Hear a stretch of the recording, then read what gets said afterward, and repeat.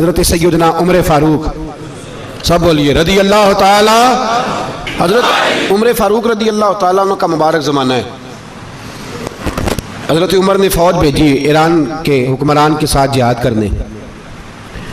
ایران کے بادشاہ نے 2 عیسائی جاسوس بھیجے، کہنے لگا ذرا پتہ تو کرو مسلمانوں کا رات کا طریقہ کیا ہے، میں صف بندی کراتا ہوں۔ وہ ساری رات صف بندی کراتا رہا، 2 جاسوس آئے مسلمانوں کی معلومات کرنے۔ معلومات کر کے جب واپس گئے تو حضرت عمر فاروق رضی اللہ تعالیٰ عنہ کے سپاہیوں کو دیکھا، غور سے پلٹے تو بادشاہ کہنے لگا کیا حال دیکھ کے آئے ہو؟ کہنے لگا سارے مسلح پہ بیٹھے ہوئے ہیں، جتنے گھنٹے ہم وہاں رہے ہیں مجاہدین مسلح پہ رہے ہیں، یوں لگتا ہے جیسے ان کا دنیا داری سے کوئی تعلق۔ اور کہنے لگے بادشاہ کوئی ایسی طاقت ہے جس کو وہ بلا رہے تھے، کوئی ایسی قوت ہے جس کو وہ پکار رہے تھے، ہمیں بھی وہاں کھڑے ہو کے محسوس ہوتا تھا کہ ہاں کوئی ہے جو آ جائے گا ان کی مدد کے لیے، کوئی ہے جو پہنچے گا ان کی مدد کرے گا۔ ایران کا بادشاہ کہنے لگا مجھے سمجھ آ گئی ہے، وہ جسم کی طاقت سے ہی نہیں لڑتے، وہ کوئی غیبی طاقت ہے جس سے وہ لڑتے ہیں۔ بھائی وہ غیبی طاقت بھی تو ہمارے پاس ہم نے ناراض کر لیا نا، وہ بھی تو نہیں نا، مسجد کا رخ بھی تو کوئی نہیں۔ اور میں نے پچھلے جمعے بھی کہا تھا، پھر کہتا ہوں، وہن ہو گیا امت کو۔ نبی پاک نے فرمایا امت کو وہ کیا ہے، دنیا سے محبت ہو گئی ہے، موت سے کراہت ہو گئی ہے، وہن ہے۔ صحابہ کرام کو موت سے بڑا پیار تھا، موت سے بڑی محبت کر، ہماری طرح نہیں، وہ کہتے تھے مریں گے تو منو مٹی، تو وہاں ٹھیک ہے عذاب قبر حق ہے، لیکن میں کہا کرتا ہوں سالوں کے بعد جو پردیس سے ماں کے پاس آئے، ماں اسے عذاب نہیں دیتی، اس کا ماتھا چوما کرتی ہے۔ اور بھائی جو رب کریم کی بارگاہ میں جائے گا تیرا کیا خیال ہے، گال سڑ جائے گا؟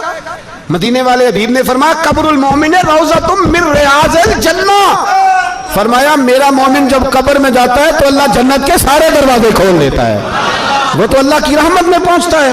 کون کہتا ہے مومن مر گئے، وہ تو قید سے چھوٹے اپنے گھر گئے۔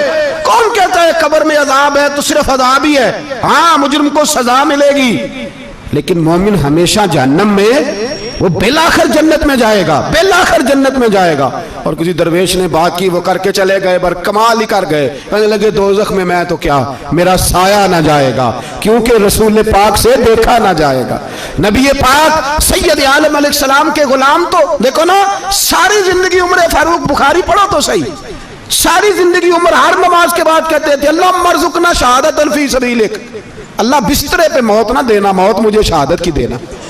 حضرت سیدنا مولا علی شیر خدا کرم اللہ تعالیٰ وجہ الکریم ساری زندگی کہتے رہے اللہ، علی نے میدان میں عمر گزاری ہے، اسے شہادت کی موت عطا فرما۔ وہ بھائی یہ تو شہادتیں مانگنے والے۔ حضرت امام حسین میدان کربلا میں کھڑے تھے، شمر کہنے لگا حسین تیری چاروں جانی موت ہے، تو آپ فرمانے لگے تجھے ابھی ہمارا پتہ ہی نہیں، موت سے تو ہمارا پیار چلتا ہے۔ اور فرمایا یہ شہادت تو ہمارا پیچھا کرتی ہے، پہنچ جاتی ہے جہاں ہم ہوتے ہیں، موت سے ڈرا رہا ہے۔ مسلمان کا مرنے کو دل نہیں کرتا، ورنہ وہ اتنی بڑی کوٹھی میں کون رہے گا؟ مرنے کو دل اس لیے نہیں کرتا کہ وہ جو 6 کروڑ 10 کروڑ ڈالر لوٹ کے رکھے، مر گئے تو کھائے گا کون؟ وہ فقیر فاقہ مست تھے، ان کا گھر ہی کوئی نہیں تھا، ان کے بینک بیلنس ہی کوئی نہیں تھے، وہ کہتے تھے گھر ہمارا ہے وہ جو ہمارے رب نے تیار کیا ہوا ہے، ہمارا بینک بیلنس ہے وہ جو ہمیں جنت میں جا کے ملے گا، ان کا تو یہ کھاتا ہی کوئی نہیں تھا، اس لیے وہ شہادت کی۔ حضرت عمر بن جموع رضی اللہ تعالیٰ عنہ میدان احد میں 4 بیٹے لے کے آئے، کتنے بیٹے؟ بول کے بتائے، 4 بیٹے لے کے عمر بن جموع آئے، اور خود ایک ٹانگ سے لنگڑے سے آبی ہیں، ٹانگ چھوٹی ہے، حضور کے سامنے کھڑے ہوئے کہا محبوبہ میرے 4 ہی تھے، میں 4 لے آیا ہوں، قبول کر لیں۔ تو حضور نے فرمایا تو کیوں تلوار اوڑے آیا ہے، یہ تو نے کیوں گلے میں اسلحہ ڈالا ہوا ہے؟ کہا یا رسول اللہ میں نے بھی تو جانا ہے نا۔ تو حضور نے فرمایا 4 بیٹے جو ہیں، تو حضرت عمر بن جموع نے بات کی، صحابہ کہتے ہیں ہم لبوں سے مسکرا رہے تھے، آنکھوں سے رو رہے تھے، کیا عجیب انداز ہے۔ حضور نے فرمایا عمر 4 بیٹے جو آ گئے تو تو رہنے دے۔ تو حضرت عمر رو پڑے، کہنے لگے محبوبہ کیا لنگڑے جنت میں نہیں جائیں گے؟ کیا حضور میں لنگڑا ہوں تو میرے لیے جنت کوئی نہیں؟ میرے حبیب پاک سید عالم صلی اللہ علیہ وسلم نے فرمایا عمر تو ضرور جنت میں جائے گا۔ کہا محبوبہ پھر بچے بعد میں جائیں گے، میں پہلے میدان میں جاؤں گا۔ ایک بی بی 4 بیٹے لے کے آئی احد میں، کہا محبوبہ کل کمائی تھی میں لے آئی ہوں، میرے پاس کوئی اور شے ہوتی تو میں بچا کے نہ رکھتی، بیٹے دے کے نا حاضری لگوا کے تو واپس دروازے پہ لے گئی۔ تو حضرت سیدنا عبداللہ ابن عمر فرماتے ہیں بی بی بول رہی تھی تو میرا جذبہ جہاد بڑھ رہا تھا، اپنے بیٹوں کو کہنے لگی میں تمہیں حضور کے پاس چھوڑ کے جا رہی ہوں، جب تم میدان میں گرو گے تو میں تمہیں دیکھنے آؤں گی، دیکھنا تمہاری پشت پہ کوئی زخم نظر نہ آئے، جتنے تیر کھانے ہوئے سینے پہ کھانا، جتنے تلواروں کے نیزوں کے زخم برداشت کرنے ہوئے یہاں کھانا، پشت پہ زخم نظر نہ آئے۔ حضرت عبداللہ ابن عمر فرماتے ہو بی بی کی گفتگو میرا جذبہ جہاد بڑھا رہی تھی۔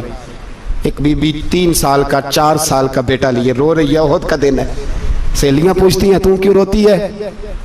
وہ کہتی ہے دیکھو میرا خامد بھی بدر میں شہید ہو گیا، بھائی اور باپ بھی، دل کرتا ہے کوئی جوان بیٹا ہوتا تو آج مصطفیٰ کے ساتھ اسے ہی بھیج دیتی، کوئی جوان میرے پاس ہے ہی 3 سال کا تو کیا کروں، 3-4 سال کا بچہ کیا کرے گا؟ پتہ نہیں کیا دلیل آئی، اچانک اٹھی، بیٹے کو سینے سے لگایا، کپڑا ڈالا، مسجد نبوی پہنچ گئی۔ حضرت بلال کہتے ہیں مجھے ملی، کہنے لگی بلال مجھے پتہ ہے حضور تیاری کرا رہے ہیں جنگ کی، پر 2 منٹ اگر میری ملاقات ہو جائے۔ بلال حبشی کہنے لگے حضور ہم ایک بی بی ضد کر رہی ہے۔ حضور باہر آئے، کہنے لگی حضور میں فلاں کی بیٹی، فلاں کی بہن، فلاں کی بیوہ ہوں، میں نے بدر میں 3 شہید دیے ہیں، اب میرے پاس یہ 3 سال کا لال ہی بچا ہے، بڑا فخر ہے میرا، لوگ مجھے شہید کی بیوہ، شہید کی بیٹی، شہید کی بہن کرتے، دل کرتا ہے شہید کی اماں بھی کہیں جاؤں تو میرا بیٹا لے لیں۔ سیدنا بلال کہتے ہیں حضور مسکرائے، کہنے لگے یہ 3 سال کا نونہال کیا کرے گا؟ کہتے ہیں اماں کا عجیب جذبہ ہے۔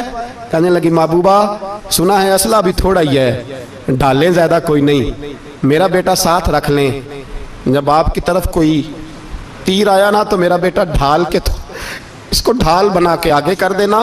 محبوبہ ڈھال تو بانی سکتا ہے نا۔ حضرت بلال فرماتے ہیں مصطفیٰ کریم نے فرمایا جا میں نے قبول کیا، قیامت کے دن بیٹا گھر لے جا، جب تیرا نام پکارا جائے گا تو شہید کی اماں کہہ کے ہی پکارا جائے گا، جا تو گھر لے جا۔ کہتے ہیں چلتے چلتے ایک غریبنی اور آ گئی، اتنی سی اٹی بان کی، اتنی سی۔ بلال حضور سے ملاقات ہو جائے گی، نبی پاک آ گئے تو کہا محبوبہ یہ غلبہ اسلام میں میرا بھی حصہ ڈال لیں۔ حضور نے فرمایا یہ کیا ہے؟ کہنے لگی حضور خامد فوت ہو گیا، اولاد اللہ نے بے نیازی سے دی نہیں، سویرے چرخہ کاٹ کے رزق حلال کھاتی ہوں، میرے پاس نا یہ اتنا سا بان ہے، ایک گھوڑے کی لگام بن جائے گی، محبوبہ حصہ تو ڈال جائے گا نا دین کے لیے، میری قبولیت ہو جائے گی۔ میرے حبیب نے ہاتھ اٹھائے اور دعا مانگی، کہے اللہ جتنا تو میدان کے مجاہدوں کو اجر عطا فرمائے اتنا اس غریبنی کو بھی عطا فرمانا، اتنا اسے بھی دینا۔ بھائی یہ جذبے تھے، یہ رنگ تھا امت مسلمہ کا، اس لیے کافر گھر میں بیٹھ کے کامپا کرتا تھا۔ اب اسے پتا ہے یہ اسی والی کار سے نہیں نکل سکتے، اسے پتا ہے کہ ہم نے انہیں بوتل پہ لگا دیا ہے، اب یہ پیپسی مرینڈا اور یہ پی کے کھانے کے ساتھ تو یہ مست رہتے ہیں، اب یہ نہیں نکل سکتے گھر سے، ہم نے انہیں ان چیزوں پہ لگایا ہے جو ان کے وجود کو کھوکھلا کر رہی، اب کیسے میدان میں نکلیں گے؟ وہ اس لیے نہیں ڈرتا کہ وہ تیری آسائشوں، تیری زندگی میں آنے والی سہولتوں سے آشنا ہے۔